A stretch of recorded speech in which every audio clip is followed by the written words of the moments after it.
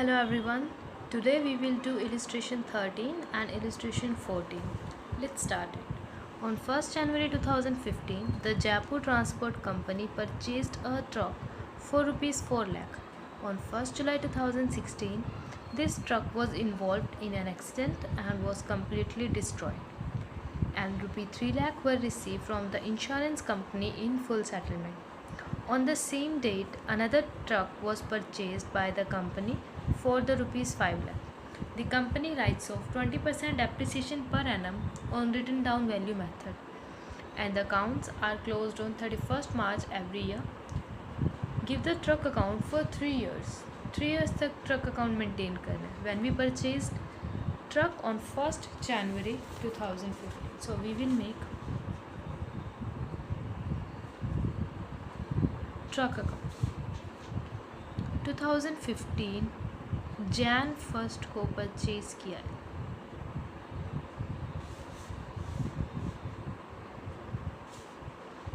4 lakh rupees. जनवरी को purchase किया है. अकाउंट्स कब क्लोज होते हैं? मार्च को. राइट. ईयर कौन सा होगा? जनवरी का 2015 है तो मार्च का 2015 ही होगा, क्योंकि सपोज़ करो अगर ये जुलाई 2014 में ख़रीदा होता तो ख़त्म कब होता? मार्च 31 2015 में.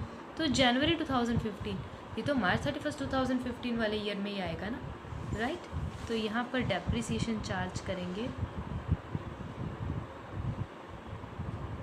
कितने मंथ्स का करेंगे? January to March for 3 months. Let's calculate. We will do the calculation in working note. 4 lakh, 20% depreciation for 3 months.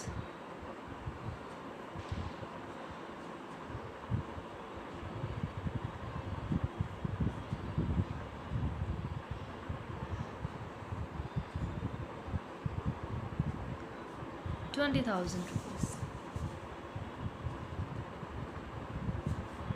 by balance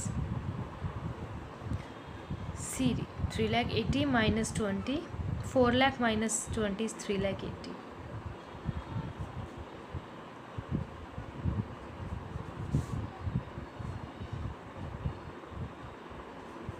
अब जो नेक्स्ट अकाउंटिंग ईयर स्टार्ट होगा वो 2015 तो हो गया. अब यहाँ आएगा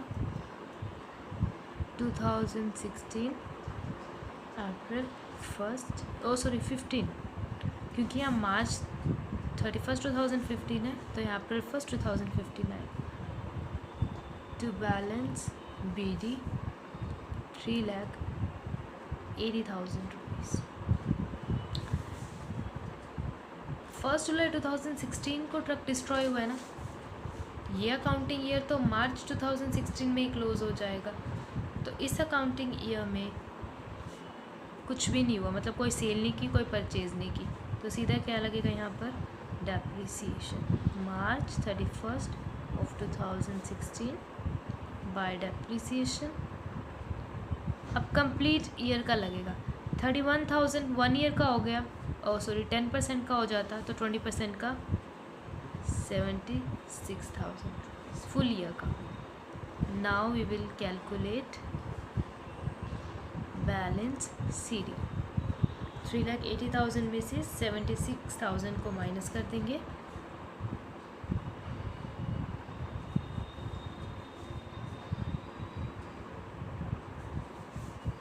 तो आंसर आ जाएगा 3,04,000.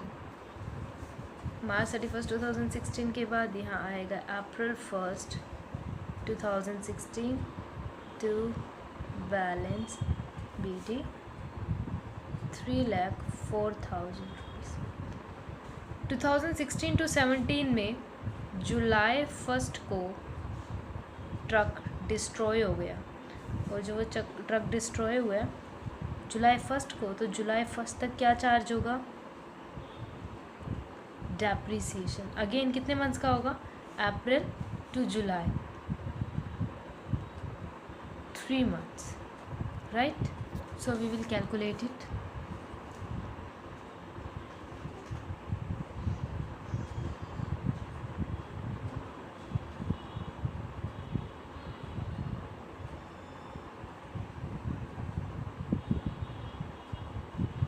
₹15,200।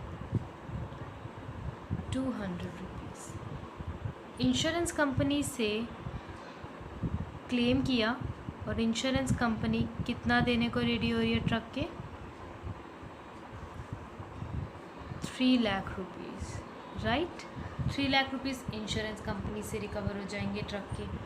तो अल्टीमेटली जिसकी वैल्यू 3,4 थी उसमें से 15,200 का डेप्रिसिएशन अगर हम और माइनस कर दें, 3,04,000 स्टार्टिंग में थी, 15,200 का डेप्रिसिएशन लगेगा,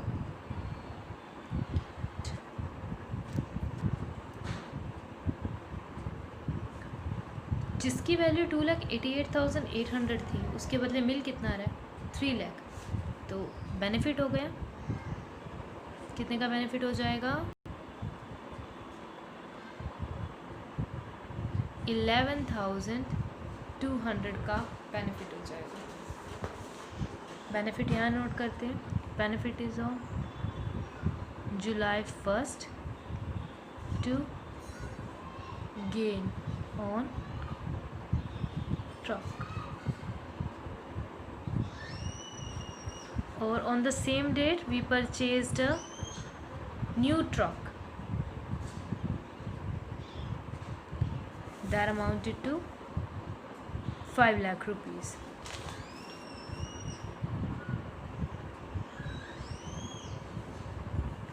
ओके, अब हमारे पास एक ही ट्रक है। मार्च 31 को 2017 उस ट्रक पर डेप्रिसिएशन चार्ज होगा फॉर जुलाई से मार्च तक का पीरियड 9 मंथ्स। कैलकुलेट कर लेते हैं।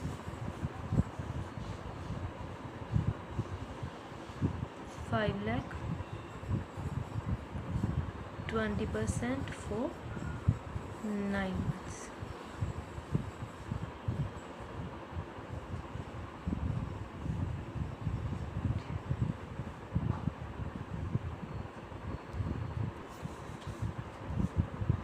₹75,000।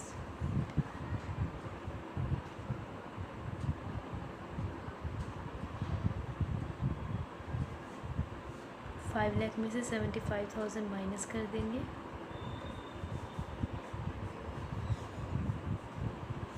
और अकाउंट का यहाँ टोटल लिख देंगे।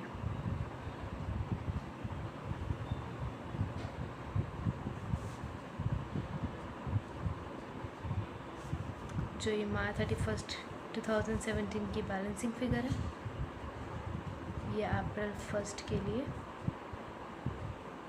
ओपनिंग फिगर हो जाएगी। 3 ईयर्स तक अकाउंट मेंटेन करने को कहे थे। फर्स्ट ईयर तो मार्च 31, 2015 तक कंप्लीट हो जाएगा। सेकेंड ईयर मार्च 31, 2016 तक, और थर्ड मार्च 31, 2017 तक कंप्लीट हो जाएगा। Now look at the illustration 14. A company had bought machinery for 1 lakh, including therein a boiler worth ₹10,000. Depreciation was charged on reducing balance method at the rate of 10% per annum. Reducing balance method for first 5 years, and machinery account was credited accordingly. During the 5th current year, the boiler became useless on account of damages to some of its vital parts. The damaged boiler is sold for ₹2,000. Prepare the balance machinery account for the 5 years.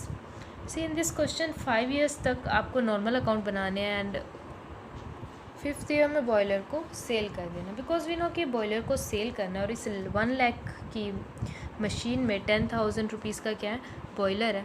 तो इसे easily करने के लिए आप starting में ही 10,000 का boiler अलग लेकर चल सकते हो। इट मीन्स 90,000 का आप कंसिडर करके चलो मशीन, और 10,000 का सेपरेटली क्या कंसिडर करके चले, boiler, which is actually a part of machine.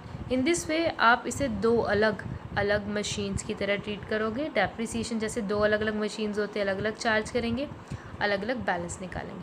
बस इस क्वेश्चन में यही पॉइंट ही थोड़ा सा डिफरेंट था, बाकी सारा सेम होगा, बिकॉज डेट नहीं mention, so we will write second year, third year. In this way we will do this question, and at the end of year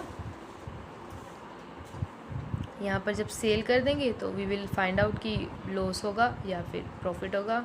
however as you can see यहाँ loss होगा. So that's it for today. As a homework, you have to complete your practical questions. I hope you understood today's lecture. In case of any doubt, you can contact me. Thank you.